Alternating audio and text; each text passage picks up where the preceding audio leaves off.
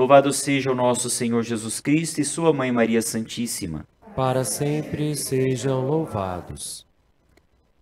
Nós estamos na Semana do Bom Pastor. Essa semana é uma semana que nós intensificamos a nossa reflexão, né, e também a nossa oração em favor das vocações. E de um modo especial, a vocação sacerdotal, né, que, a exemplo de Jesus Bom Pastor, faz perdurar, né, a vida da igreja por meio da administração dos sacramentos e da condução do povo de Deus. E é interessante como Jesus hoje é questionado dentro do Evangelho a respeito dos sinais. Olha, se você de fato é o Messias, então nos fale abertamente. Jesus, não somente com palavras, mas também pelos seus sinais, pelas obras que realiza, ele falou claramente quem ele era. Nada ficou às escondidas. Muitas vezes Jesus falou em forma de parábolas.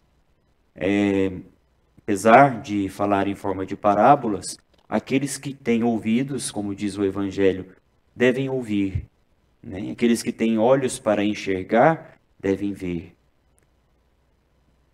Eu falei abertamente, Jesus responde, né, aquele questionamento. Eu falei abertamente, mas vocês não acreditaram. Eu fiz as obras, cumprindo as profecias, eu fiz as obras do meu Pai. Essas obras dão testemunho de mim, mas vocês não acreditaram. E Jesus então retoma a temática do bom pastor, né, das ovelhas. As ovelhas que ouvem a voz do pastor e reconhecem essa voz, e ao reconhecer a sua voz, elas o seguem o bom pastor. Interessante como na antiguidade, os apriscos eram únicos, exclusivos, né? Não eram exclusivos, eram um aprisco para todos os pastores colocarem as suas ovelhas.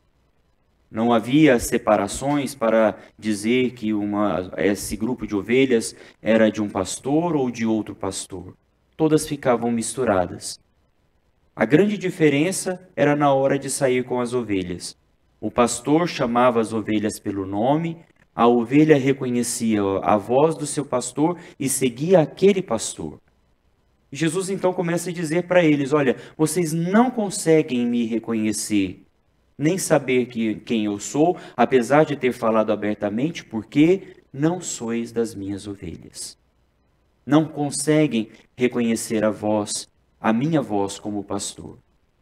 É interessante porque em primeiro lugar, os judeus, né, deveriam reconhecê-lo. Jesus veio em primeiro lugar para eles. Mas eles não conseguiram enxergar em Jesus o verdadeiro sinal da sua vida messiânica. É interessante também, né, que se nós olhamos a primeira leitura, hoje tirada dos Atos dos Apóstolos, os discípulos, depois da perseguição em Jerusalém, da morte de Estevão, se espalharam por várias regiões e eles começaram a pregar, mas não aos pagãos, somente aos judeus. Depois vieram alguns cristãos, né, vindos de Chipre, e começaram também a pregar aos pagãos. E aconteceu uma grande graça. Muito maior do que entre os judeus, né, o evangelho pregado aos pagãos surtiu um tão grande efeito que a notícia chegou na igreja em Jerusalém, em que os discípulos, os apóstolos, enviaram Barnabé para vistoriar, para conferir o que estava acontecendo. E quando Barnabé chegou na região de Antioquia, ele percebeu a grande graça, como Deus tinha realizado tantas obras, mesmo em meio aos pagãos. Interessante o detalhe no finalzinho desta leitura, né, da primeira leitura, que nesse lugar, em Antioquia, os discípulos, os cristãos, foram chamados assim pela primeira vez. Pela primeira vez, os seguidores de Jesus foram chamados de cristãos, lá em Antioquia.